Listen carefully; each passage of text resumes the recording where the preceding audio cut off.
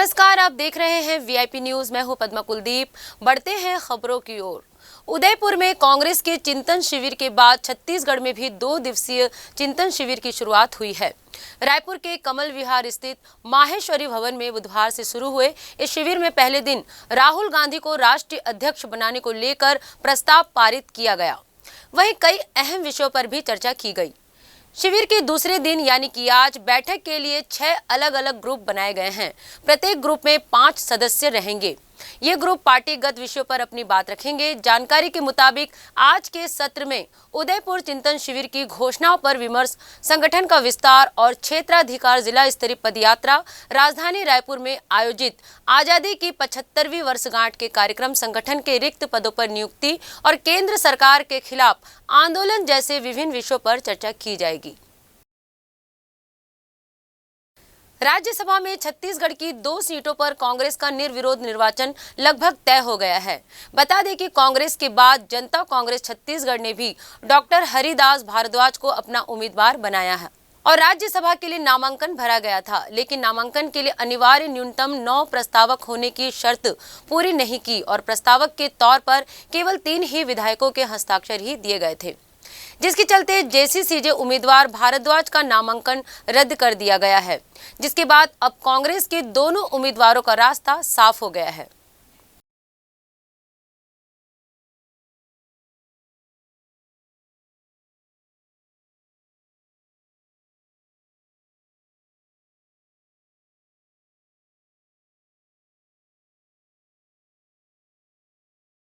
मुख्यमंत्री भूपेश बघेल बुधवार शाम national award winning film Bhulan the मेज देखने पहुंचे। इस दौरान उनके साथ मंत्री टीएस सिंहदेव, रविंद्र चौबे, प्रदेश अध्यक्ष मोहन मरकाम सहित तमाम नेता और पदाधिकारी मौजूद रहे। फिल्म देखने के बाद मुख्यमंत्री भूपेश बघेल ने भूलन द मेज फिल्म को छत्तीसगढ़ में टैक्स फ्री करने की घोषणा की। वहीं मीडिया कर्मियों और उनके परिजनों के लिए स्पेशल स्क्रीनिंग की व्यवस्था करने की भी बात कही है। बता दें कि ये फिल्म छत्तीसगढ़ के भूलन कांदा पर आधारित है, जो कि निर्देशक मनोज वर्मा द्वारा निर्देशित की गई है। थोड़ा पेट खाली कर रहे हैं। हाँ, जंगल अपना है, कहीं भी करते हैं। चलिए, इधर से हाँ, इधर से आए थे क्या? हाँ, यहीं से आए थे ना। आइए। बहुत शानदार पिक्चर देखने को मिली है बहुत दिनों बाद, और कहानी भी है।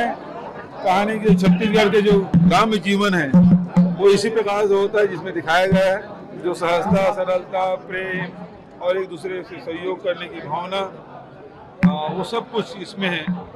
तो सबसे बड़ी बात है कि इस पिक्चर की कहानी बहुत जानदार है, डायरेक्शन भी बहुत अच्छा है, फिल्मांकन भी बहुत अच्छा है और कलाकारों ने बहुत उम्दा प्रदर्शन किया है।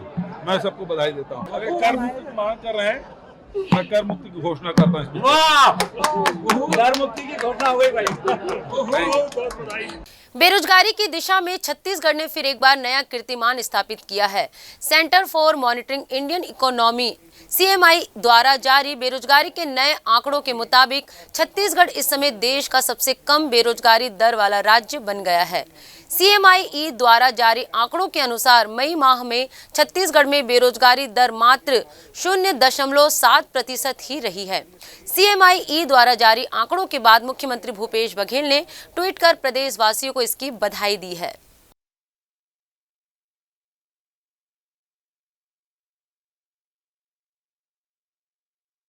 केंद्र की मोदी सरकार ने अपने 8 साल पूरे कर लिए हैं। इस अवसर पर पूरे देश में बीजेपी अलग अलग तरह के कार्यक्रम चलाकर सरकार की योजनाओं का बखान कर रही है। मोदी सरकार के 8 साल के कार्यकाल को लेकर राष्ट्रीय उपाध्यक्ष डॉक्टर रमन सिंह हमारे सहयोगी खोमन साहू से खास बातचीत की। मोदी सरकार के 8 साल पूरे हो गए हैं। हमारे साथ बातचीत करने के लिए राष्ट्रीय उपाध्यक्ष हैं डॉक्टर रमन सिंह जी। सर, कैसे देख रहे हैं इन 8 सालों में? 8 साल में इस देश के सोच में परिवर्तन आया है, वैचारिक धरातल में परिवर्तन आया है, आत्मविश्वास बढ़ा है, देश का मान सम्मान गौरव बढ़ा है, अंतर्राष्ट्रीय स्तर में प्रतिष्ठा बढ़ी है और आत्मनिर्भर दिशा में देश आगे बढ़ रहा है। हम आज जिस स्थिति में हैं उसमें लोगों के जीवन में एक सकारात्मक परिवर्तन आया है और वो सोच निश्चित रूप से डेवलपमेंट के बाद हुआ है, गरीब कल्याण की योजनाओं की वजह से हुआ है। आज घर घर में शुद्ध पेयजल पहुंचाने की बड़ी योजना चल रही है, जिसमें गरीबों के लिए जल जीवन मिशन पे आज बड़ा काम हो रहा है। मुझे लगता है कि सबके लिए आवास, सबके लिए पानी की व्यवस्था, सबके लिए बिजली की व्यवस्था, हर घर में शौचालय का निर्माण हो, इस प्रकार से गरीब व्यक्ति के जीवन में जो एक बड़ा परिवर्तन आया है, उनकी सोच में भी परिवर्तन आया है। मुद्रा बैंकिंग के माध्यम से बेरोजगार लोगों को मदद मिलने का काम हो रहा है। तो ये योजना का असर पूरे देश में दिख रहा है। छत्तीसगढ़ में जिस तरीके से केंद्रीय योजनाओं का क्रियान्वयन किया जा रहा है, क्या कहेंगे आप? असफल रही है सरकार। आवास लौटा दिया, पूरे के पूरे 16 लाख से ज़्यादा आवास लौट गए जो गरीबों के बनने थे, उनके जीवन में एक परिवर्तन आता। जल जीवन मिशन भी आज पूरी तरीके से असफल हो रहा है छत्तीसगढ़ में। तो इन योजनाओं को क्रियान्वयन करने में ये सरकार जो महत्वपूर्ण योजना है असफल रही है। आखिरी सवाल है, जनसंख्या नियंत्रण की कानून की मांग लगातार देश में उठ रही है, इसमें राष्ट्रीय स्तर में चर्चा चल रहा है। तो ये थे पूर्व मुख्यमंत्री डॉक्टर रमन सिंह, जिनका साफ तौर पर कहना है कि जिस तरीके से आठ सरकार में मोदी सरकार ने काम किया है वो काबिले तारीफ है। कैमरा पर्सन मनीष मिश्रा के साथ कोमन साहू, VIP न्यूज़, रायपुर। भिलाई इस्पात संयंत्र में बुधवार को बड़ा हादसा हो गया। 7 महीने से बंद पड़े फर्नेस नंबर 7 की रिपेयरिंग के दौरान अचानक आग भभक गई, जिससे वहां काम कर रहे 2 ठेका श्रमिक आग की चपेट में आ गए, जिससे एक की घटनास्थल पर ही दर्दनाक मौत हो गई। वहीं दूसरे श्रमिक की हालत भी चिंताजनक बनी हुई है। बताया गया है ये दोनों ही अमन कंस्ट्रक्शन के अंडर में बतौर ठेका श्रमिक के रूप में कार्यरत थे। वहीं VSP वर्कर्स यूनियन के अध्यक्ष उज्जवल दत्ता ने संयंत्र प्रबंधन की लापरवाही बताई है।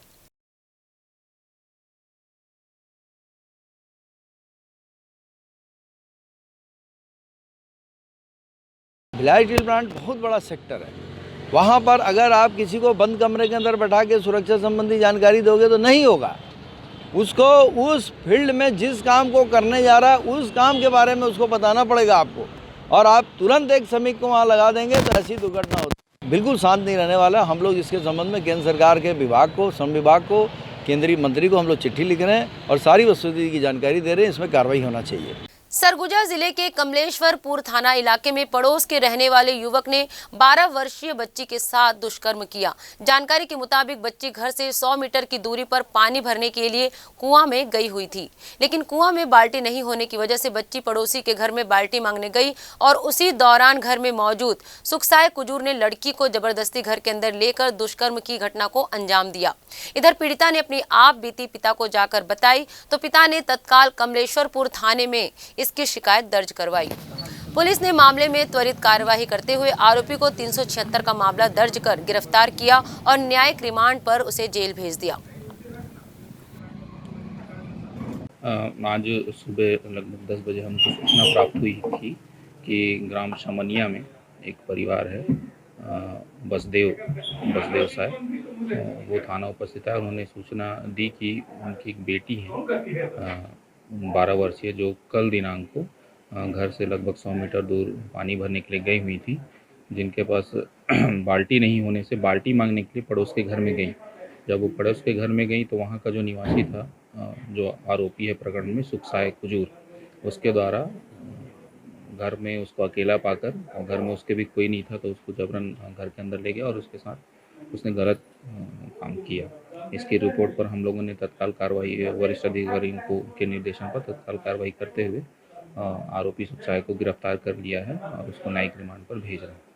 देश के कई राज्यों को बिजली सप्लाई करने वाले बिलासपुर स्थित NTPC के राखड़ डैम से आसपास के ग्रामीण जनजीवन अस्त व्यस्त है। ग्रामीण इस राख की आंधियों के बीच अपना जीवन नारकीय ढंग से जी रहे हैं। प्लांट से निकलने वाली राख से ग्रामीणों के स्वास्थ्य पर भी विपरीत प्रभाव पड़ रहा है। दरअसल ऐसा इसलिए हो रहा है क्योंकि बिलासपुर से ही करीब 22 किलोमीटर दूर नेशनल थर्मल पावर कॉरपोरेशन का प्लांट लगाया गया है। इस मेगा पावर प्लांट से बनने वाली बिजली से छत्तीसगढ़ सहित देश भर के कई प्रदेशों में बिजली के माध्यम से उजाला किया जा रहा है, लेकिन इसी प्लांट के प्रभावित गांव में प्रबंधन की लापरवाही के कारण ग्रामीणों के जीवन में अंधकार है।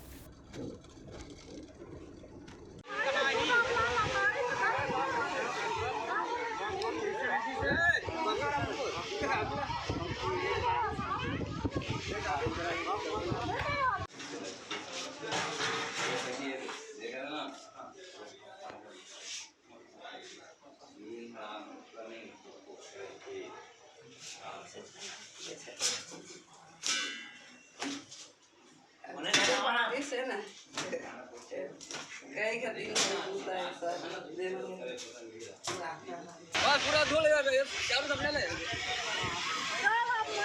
चारों तरफ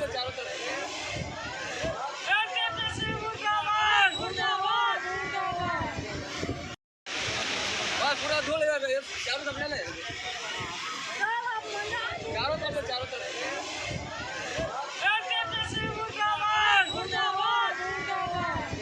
अब एनटीपीसी वाला दी हमन के पूरा परवरिश लोई करी हमन लाजेंट राख खाथन ओमन अपन दाल भात खाते हमन राख खात हमन त हमर परवरिश तो एनटीपीसी वाला करी ना पूरा अभी गांव में होए है बैठे हमन ओकरे बा कि एनटीपीसी वाला आए और हमर के सामने कराए और जवाब देवा हमन उत्तर करबते कर डैम का पहली मिट्टी के बनाई जमीन के जोन है बते का पार का अभी जोन पार बना थे प्योर राखड़ से बना थे और वही राखड़ का मशीन से पार बनाए पर खींच खींच के लात है और थोड़ा सा हवा आते पूरा बस्ती में खाना पीना जीना हराम है पूरा जनता के। लेकिन यदि स्कूल है स्कूल में पढ़े नहीं आते 6-6 सेंटीमीटर की गर्दा भर जाते कैसे बैठे। लेकिन ये एक्चुअल में जब ये प्री मानसून सीज़न में कभी किसी दिन बहुत तेज़ आंधी चलती है, जो कि जैसा कि अभी लोग जो स्थानीय समाचार पत्र हैं उनमें भी उस समय खबर आई थी कि बिलासपुर में पेड़ गिर गए, आंधी इतनी आई कि बिजली के खंभे गिर गए। तो इस तरह की आंधी में चीज़ें अनियंत्रित हो जाती हैं और उसमें फिर इस तरह से हवा के साथ में राख उड़ के गई है। हसदेव के जंगल को बचाने के लिए 2019 से लगातार सामाजिक संगठनों द्वारा प्रदर्शन किया जा रहा है। अब ये प्रदर्शन पूरे प्रदेश भर से बढ़कर देश और विदेश तक फैल चुका है। सभी जगह लोग अपने अपने अलग अलग तरीकों से हसदेव के जंगलों को बचाने के लिए प्रदर्शन कर रहे हैं। रायगढ़ में भी सामाजिक संगठनों ने हसदेव के जंगलों को बचाने के लिए अपनी आवाज बुलंद करना शुरू कर दी है। शहर के गांधी प्रतिमा चौक पर सामाजिक जनवादी संगठन द्वारा हसदेव बचाओ आंदोलन में अपना समर्थन करते हुए प्रदर्शन किया। गौरतलब है कि प्रकृति प्रेमी 2 दर्जन से अधिक लोग इकट्ठा होकर सामाजिक जनवादी संगठन के बैनर तले हसदेव के जंगलों को बचाने के लिए आंदोलन कर रहे हैं।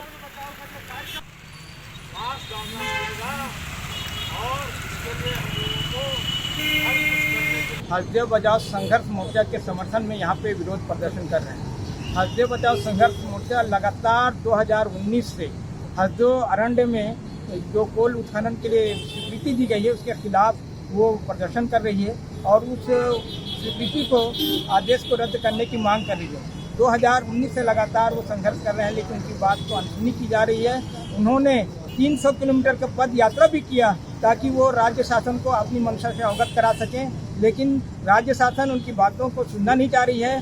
1200 हेक्टेयर जो हसदेव अरण्य में है वो सब प्रभावित होंगे। 810 हेक्टेयर जो वन आच्छादित क्षेत्र है वहाँ पे पूरा वनों को काट दिया जाएगा। प्रकृति का बहुत ज़्यादा विनाश होने की आशंका है, पर्यावरण के असंतुलन होने की आशंका है, तो इसका विरोध किया जा रहा है। जंगल नहीं बचा, मानवता नहीं बची, तो फिर ऐसे प्रजातंत्र का क्या होगा। हमें पूरे ईमानदारी के साथ जल, जंगल और ज़मीन की रक्षा करनी है और हर कीमत पर हम इसकी रक्षा करने के लिए प्रतिबद्ध हैं। आज हमारे सभी साथियों ने यहाँ उपस्थित होकर इस गर्मी में यह बता दिया है कि हम विनाश की तर्ज पर किसी भी विकास का समर्थन नहीं करते हैं। कोरबा जिले के दीपका में एक एएसआई का वीडियो सोशल मीडिया में वायरल हुआ है, जिसमें एएसआई पेट्रोल पंप कर्मचारी के साथ बस सलूकी करता नजर आ रहा है। दबंगई करने वाले इस एएसआई का नाम मनोज मिश्रा बताया गया है। इसी तरह की एएसआई मनोज मिश्रा ने गेवरा प्रोजेक्ट ऊर्जा नगर कॉलोनी के रहने वाले वीरेंद्र खरे के साथ भी मारपीट की थी, जिसकी लिखित शिकायत पीड़ित ने एसपी और दीपका थाना में की थी। घटना की जानकारी लगने पर बिलासपुर आईजी रतन लाल डांगी ने जाँच का आदेश दिया है। समझिए, आदेश सोचिए, समझिए, आप गलत किए हो कि नहीं पहले बताओ। स्टाफ फ्री में थोड़ी आया है।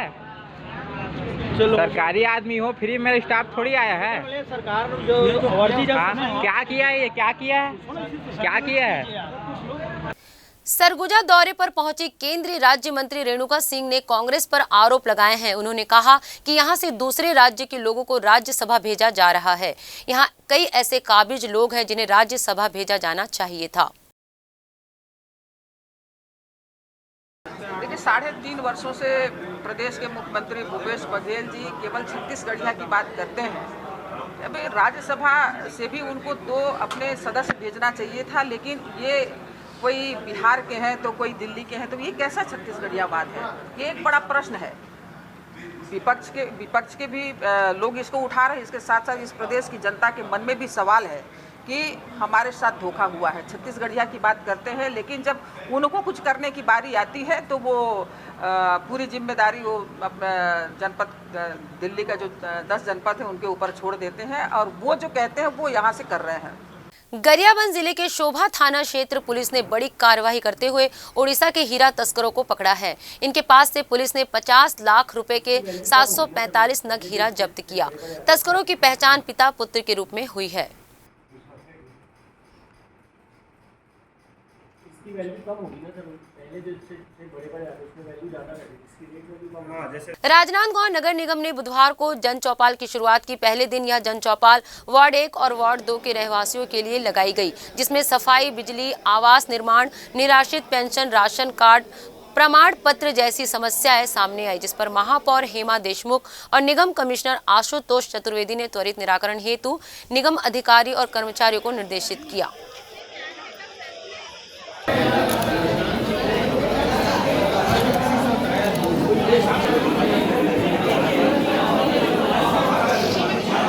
माला सर,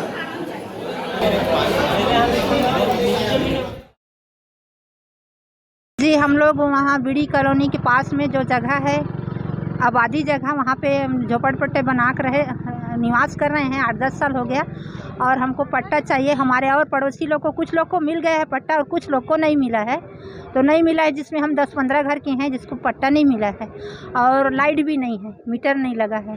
ऐसी अंधेला हम लोग गुजर बसर करते हैं। बस पट्टा चाहिए सर और लाइट चाहिए। आज से पहले और कितने बार जा चुके हो? कई बार जा चुके हैं सर। नगर निगम में आयुक्त तक पास भी गए हैं, कई बार गए हैं। तो कुछ लोग को मिला है और कुछ लोग बाकी है, उनको मिलना चाहिए।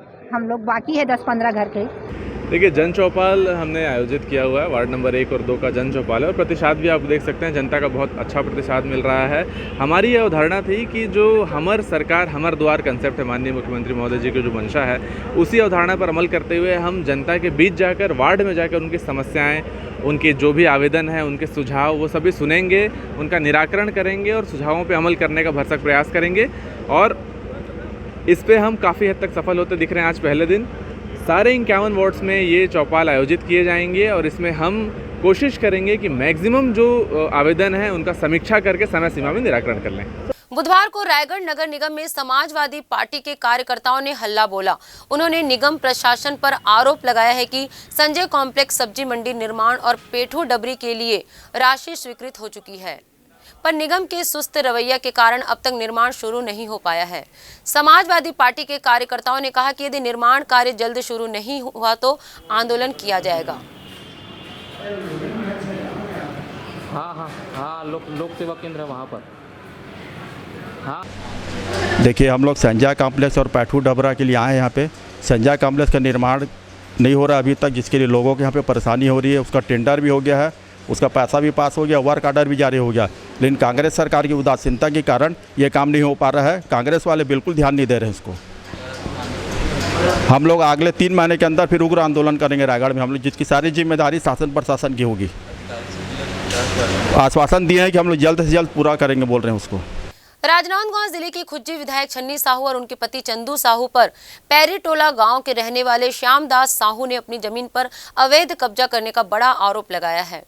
पीड़ित श्यामदास ने प्रेस वार्ता में तमाम दस्तावेज दिखाकर ये भी आरोप लगाया है कि विधायक छन्नी साहू और उनके पति राजनीतिक पहुंच की धौंस दिखाकर मानसिक रूप से उसे प्रताड़ित करते हैं। खान के रखे हैं और गुरुवार रखे 10 से 15 साल से ज़्यादा होते, और ओकर साथ में एक रामदास है, गरीबा है, पंचू है, केजऊ है, सन्नी के, हाँ सन्नी साहब के। वो कब्जा कर दे। हाँ घुरवा मुरवा। कितना डिसमिल में कब्जा करे हैं आप लोग के? अब वो रोड सफा मिला के मतलब 10 से 15 डिसमिल। एक शिकायत कहाँ करो आप लोग? मैं तहसील ऑफिस में कर रहे हूँ। हाँ नाप करवाए। हाँ सीमांकन। हाँ तो ये चंदू साहुआ साहब से पटवारी से और अधिकारी से मिल के कम करा दी। आप बताते हो रास्ता बनाए पर ले है जगह ला करके, ये का मामला है? ले है अपन रद्दा बनाए पर बोला वो करे कहा था ना कब्जा। अरे भैया कब्जा वो रमन में जबरन रमन कब्जा करके बनाना चाहते। मैं कहीं ले नहीं हो दे नहीं हो। से बात करो इसलिए बोलवा रहा हूँ। नहीं कहते हम बनाएंगे कहते के का कर ले एक जन कहते। कौन बोलते? चंदू है। कौन है? सन्नी साहब आदमी का। राजनांदगांव में छत्तीसगढ़ प्रदेश कांग्रेस कमेटी के महामंत्री शाहिद के नेतृत्व में कांग्रेसियों ने केंद्र सरकार की जन विरोधी नीति के खिलाफ प्रदर्शन करते हुए जिला प्रशासन को प्रधानमंत्री मोदी के नाम ज्ञापन सौंपा।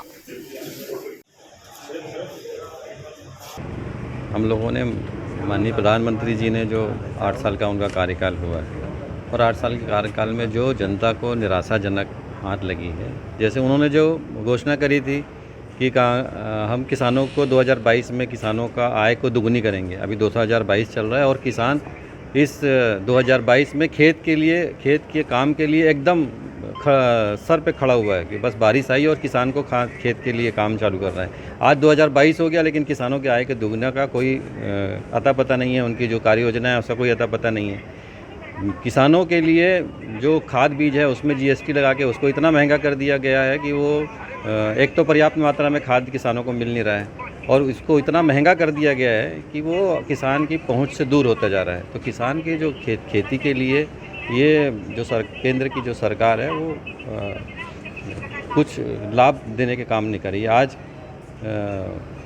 माननीय प्रधानमंत्री जी किसान सम्मान निधि का राशि बांट रहे हैं। ये ऐसा पहले नहीं होता था। हमारे छत्तीसगढ़ की सरकार माननीय भूपेश बघेल जी कार्यक्रम आयोजित करके किसानों का सम्मान करके राजीव गांधी किसान न्याय योजना को हर समय दिया करते थे। उसी का नकल करते हुए आज केंद्र की मोदी सरकार और खुद स्वयं प्रधानमंत्री नरेंद्र मोदी केंद्र की जो किसान सम्मान निधि का आज वितरण कर रहे हैं, कार्यक्रम आयोजित करके। राजनांदगांव नगर निगम इलाके के लखोली, मोहरा और सिंगदई वार्डवासी स्थायी पट्टे की मांग को लेकर भाजपा जिला अध्यक्ष मधुसूदन यादव के नेतृत्व में कलेक्ट्रेट पहुंचे और कलेक्टर के नाम डिप्टी कलेक्टर को ज्ञापन सौंपा। वार्डवासियों ने चेतावनी दी कि पट्टा नहीं मिला तो उग्र आंदोलन भी किया जाएगा।